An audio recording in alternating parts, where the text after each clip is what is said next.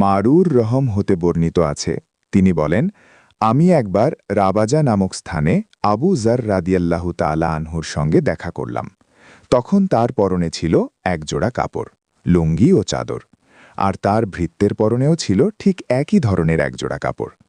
আমি তাকে এর কারণ জিজ্ঞেস করলে তিনি বললেন, একবার আমি জনৈক ব্যক্তিকে গালি দিয়েছিলাম এবং আমি তাকে তার মা সম্পর্কে লজ্জা দিয়েছিলাম। তখন আল্লাহর রাসূল সাল্লাল্লাহু আলাইহি ওয়াসাল্লাম আমাকে বললেন, আবু যার, তুমি তাকে তার মা সম্পর্কে লজ্জা দিয়েছ?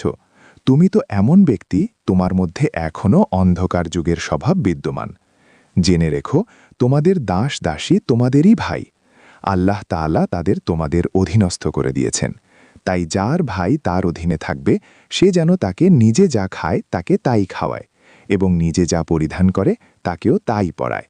তাদের উপর এমন কাজ চাপিয়ে দিও না যা তাদের জন্য অধিক কষ্টদায়ক।